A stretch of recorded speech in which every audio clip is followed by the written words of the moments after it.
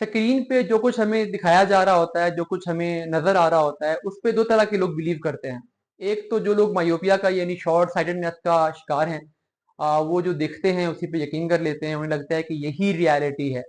और दूसरे वो लोग होते हैं जिनको वो सीन्स, वो पिक्चर, वो विजुअल उनके नैरेटिव को सपोर्ट कर रहे होते हैं, या उनकी विशेष को सपोर्ट कर रहे होते हैं, या उनके फेवरेटिज्म को, उनके एजेंडा को सपोर्ट कर रहे होते हैं। अब बीसीसीआई ने जो विराट कोहली और गौतम गंभीर की एक सुपरहिट इंटरव्यू ट्रेलर जारी किया है, वीडियो जारी की है, उससे उनका मकसद तो यही है कि मायोपिया का शिकार लोगों को कन्विंस किया जाए कि विराट और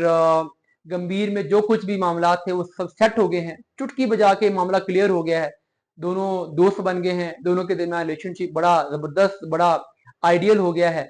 इस बात पे मायोपिया के लोग, जो शिकार लोग हैं, वो भी यकीन कर लेंगे, विराट के फैन भी यकीन कर लेंगे, गौतम के फैन भी यकीन कर लेंगे, क्योंकि फैंस चाहते हैं कि सुपरस्टार्स के बारे में अच्छी अच्छी बातें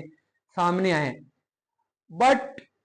लॉजिकली ऐसा पॉसिबल नहीं होता। जब भी प्लेयर्स के दरमियान मसाइल होते हैं, प्लेयर्स इंसान हैं, वो एंजल्स नहीं है। ऐसा नहीं है कि उनमें कोई नेगेटिव एनर्जी होती ही नहीं है। प्लेयर्स के दरमियान जब भी कोई मसाइल होते हैं, उनकी जो भी ग्रीवियंसेस होती हैं, वो एक आध दफा उनको आपस में इकट्ठा बिठा के सॉल्व नहीं होती, बल्कि वो एक प्रोसेस है, तो प्रोसेस के जरिए ही क्रिएट हुई होती है और प्रोसेस के जरिए से ही खत्म होती है। अगर 6-8 महीने गुजरते, विराट और गौतम इकट्ठे काम करते, 6-8 महीने के बाद आहिस्ता आहिस्ता उनके मामला बेहतर होते चले जाते, उनके दरमियान गलत फहमियां दूर हो जाती, तो हम कहते हैं कि हाँ ठीक है, मामला तो वाकई ही सेट हो गए हैं। मगर रातों रात मामला सेट नहीं होते। तो बीसीसीआई ने ये जो कोशिश की है बांग्लादेश सीरीज से एक दिन पहले, ये शो करता है कि सब अच्छा नहीं है विराट और गौतम उनके दरमियान, क्योंकि कुछ बुरा है जिसको छुपाने के लिए, जिसको कवर करने के लिए ये प्लांटेड इंटरव्यू करवाया गया।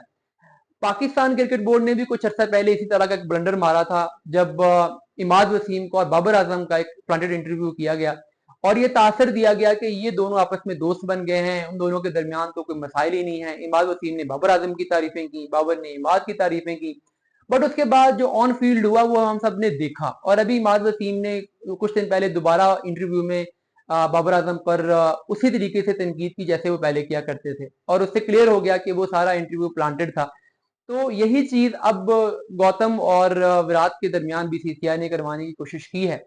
और ये क्लियर है कि ये डैमेज कंट्रोल करने की कोशिश है,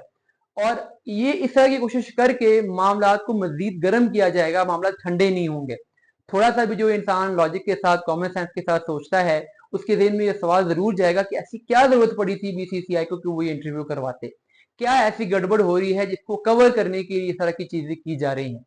तो ये मामला ऐसे ही चलते हैं, बीसीसीआई को इनको टाइम देना चाहिए था और इसको ना छेड़ते, इसके ऊपर ये वाली वीडियो ना करवाते, तो शायद ये विराट के लिए भी और गौतम के लिए भी, बीसीसीआई के लिए भी और टीम इंडिया के लिए भी बेहतर होता।